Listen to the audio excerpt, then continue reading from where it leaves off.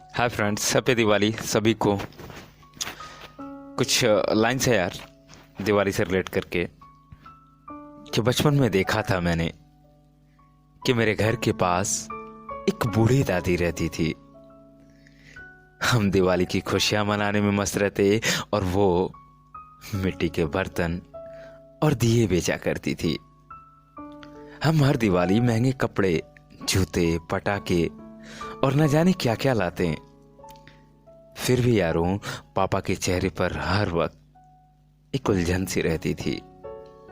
और मैंने देखा था उस दादी को छुप छुप कर बचपन में अपने उसी कच्चे मकान के बाहर बैठ के। वो दादी ना बिना किसी उलझन के मुस्कुराया करती थी।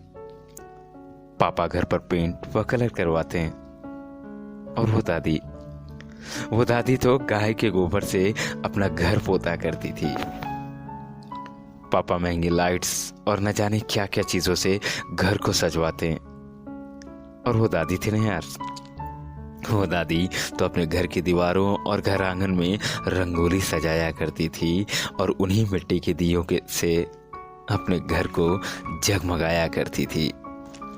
हाँ, बचपन में देखा था मैंने कि मेरे घर के पास एक बूढ़ी दादी रहती थी।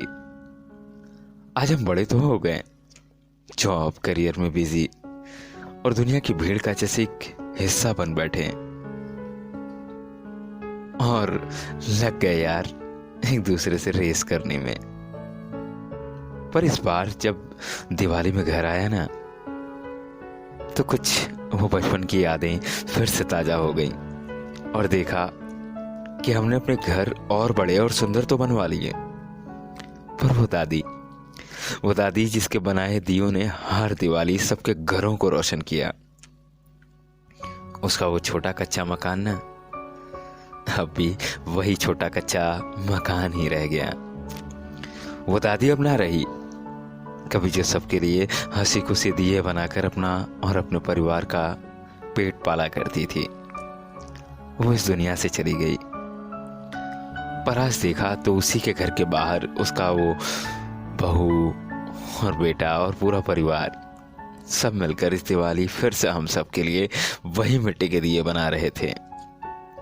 आज हम तरक्की की न जाने कितनी सीढ़ियां चढ़ गए, हम और हमारा देश कितना आगे बढ़ गया। पर क्या है ऐसा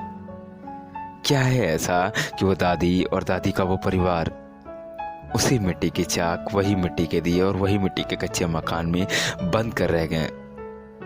हाँ यारो, बचपन में देखा था मैंने कि मेरे घर के पास एक बूढ़ी दादी रहती थी और हम दिवाली की खुशियां मनाने में मस्त रहते और वो तो मिट्टी के बर्तन और दिए बेचा करती थी।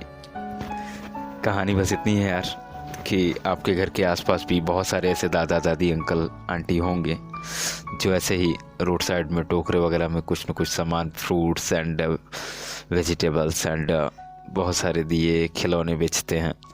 तो उनसे यार बिना किसी मोल भाव कोशिश करिए कि उनसे कुछ न कुछ सामान हर त्यौहार पर लीजिए अपने पॉकेट मनी से थोड़े पैसे बचाकर, क्योंकि हम शोरूम में जाते हैं बिना किसी डिस्काउंट, बिना किसी मोल भाव के फिक्स रेट पर महंगी जींस, जूते, कपड़े और न जाने क्या क्या लेकर आते हैं। तो थोड़ा सा अगर हम उनकी हेल्प कर दें तो उनकी भी दिवाली बहुत अच्छे से जाएगी और बहुत रोशन होगी उनके हर फेस्टिवल्स। Thank you. बाकी आप खुद ही समझदार हो मैं क्या कहना चाहता हूँ और समझ चुके होगे। धन्यवाद।